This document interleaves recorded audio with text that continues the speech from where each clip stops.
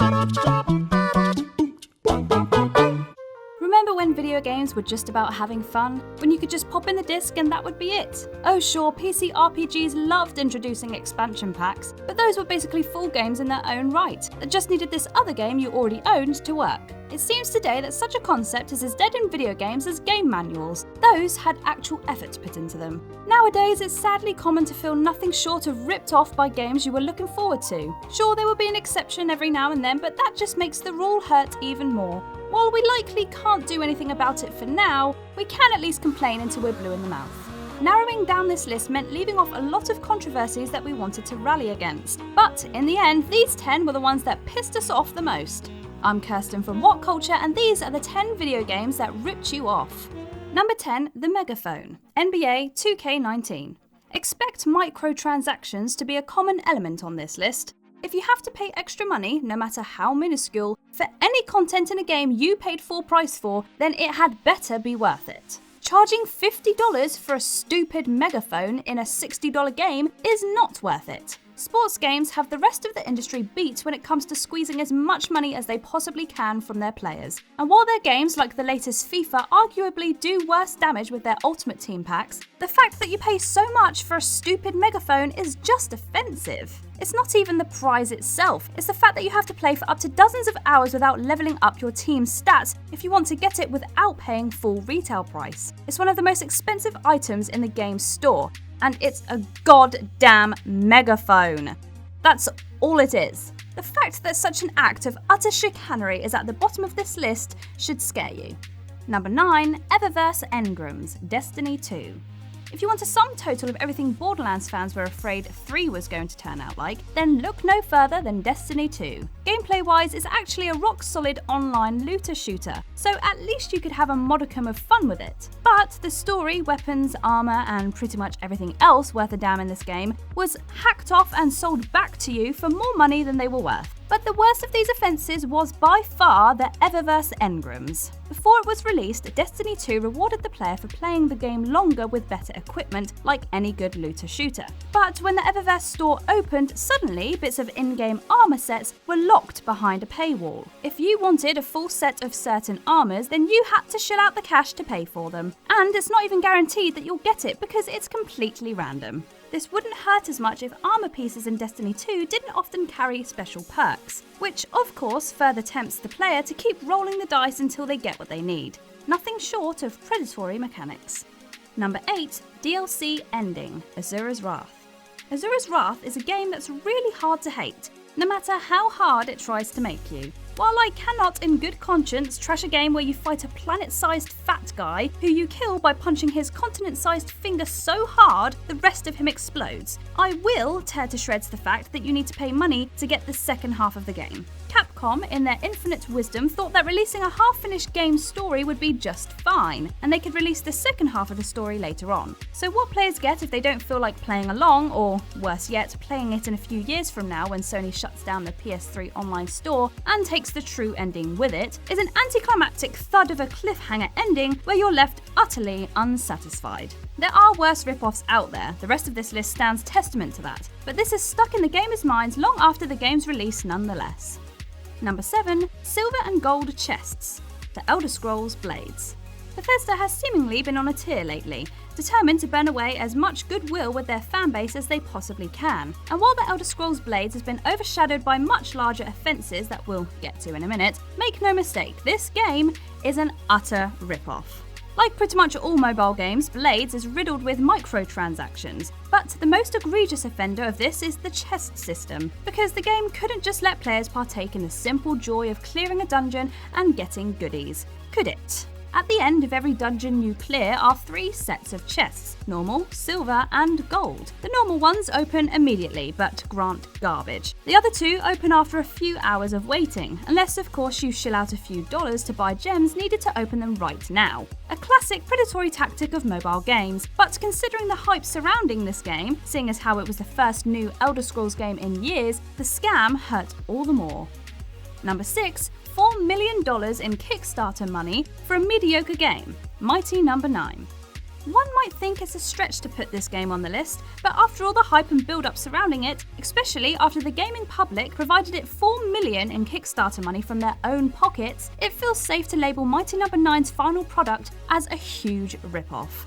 It's not even the worst game ever made, but it is nothing like the promotional footage people were first shown years back. It's notably worse in terms of texture detail and animation, moving stiff as a board and looking like something off of the PS2 well into the life of the PS4. If the game were made with Concept's own money instead of siphoning money off of gamers' nostalgia, it wouldn't be on this list. Instead, forgotten as a mediocre little footnote like it probably deserves. But it did take our money and make us wait 2 years before a proper trailer and then handed a mediocre nothing of a game to show for it. At least Sega had the decency to make the mediocre Sonic Forces from their own money.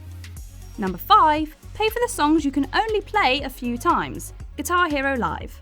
Remember when Guitar Hero was a thing? Remember when Guitar Hero was the only thing? Young watchers among us might not remember this, it being about a decade ago. But for a hot minute there, the biggest gaming franchise on the face of the earth was a game where you used plastic instruments to karaoke your favourite songs. Recently, Guitar Hero tried to make a comeback with Guitar Hero Live. It didn't work out.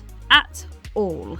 This is for so many reasons. One of the biggest by far was the fact that the game didn't have nearly as many songs compared to previous entries, instead locking around 200 songs behind a paywall. But hey, at least when you can buy them, you can replay them as many times as you want, right?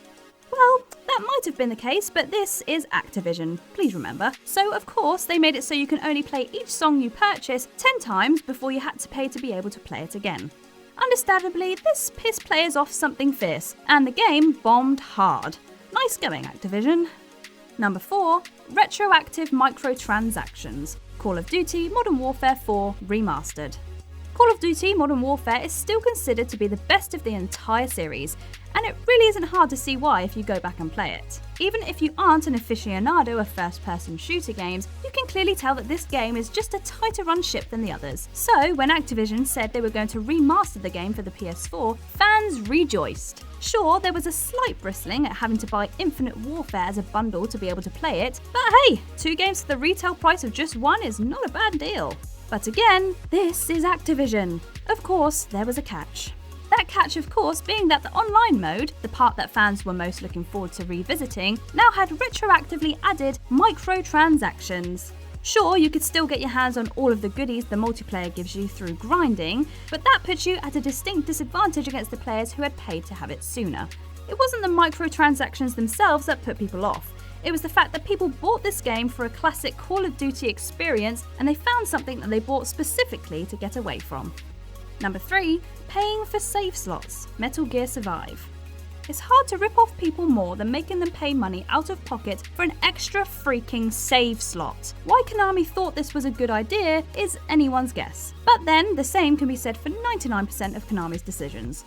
Metal Gear Survive was pretty much doomed from the start, being the first Metal Gear game made after Hideo Kojima was booted from the company. But I doubt anyone saw coming the fact that this game would nickel and dime you for the simple luxury of getting to save your progress. There are a ton of microtransactions in the game, practically too many to list, but they pretty much all pale in comparison to the slap in the face that this one offers. Not only because it represents gaming's corporate greed at its most shameless and slimy, but also for the offensive notion that anyone on God's green earth would pay money to play this game a second time. Playing this game once is all you need to know that you wasted your money when you bought it. Why would you waste money on it again?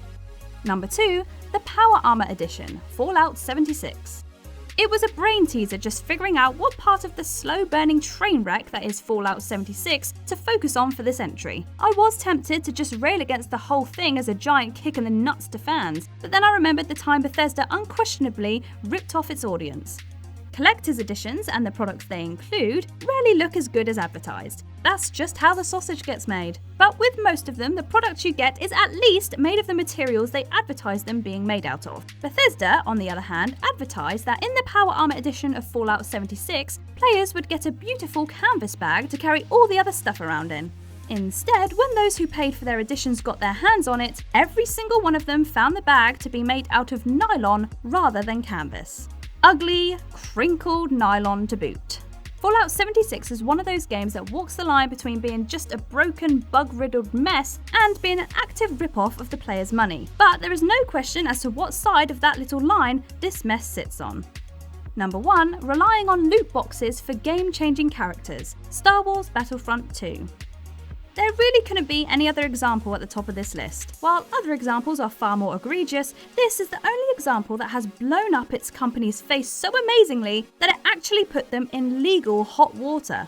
For the 2 or 3 of you that still don't know, Star Wars Battlefront 2 was released with a loot box system that gave you, among other things, the ability to play as your favourite Star Wars characters. Of course, these characters give those who have them a distinct advantage in-game, able to turn entire battles around. And the fact that you had to rely on a random number generator that ate up your money and would often just hand you something you already had for your trouble made a lot of people very angry indeed. It got to the point where several governments' gambling commissions took a hard look at the gaming industry and started investigating whether or not loot boxes counted as gambling. This system ripped gamers off so badly that it blew the cover off the whole scheme for everyone. This is why no one likes you, EA. And those were the 10 video games that ripped you off. If you experienced any of these, let us know in the comments below. Be sure to click that subscribe button if you haven't already and check out some of our other gaming videos. I've been Kirsten from WhatCulture, and I'll see you in the next one.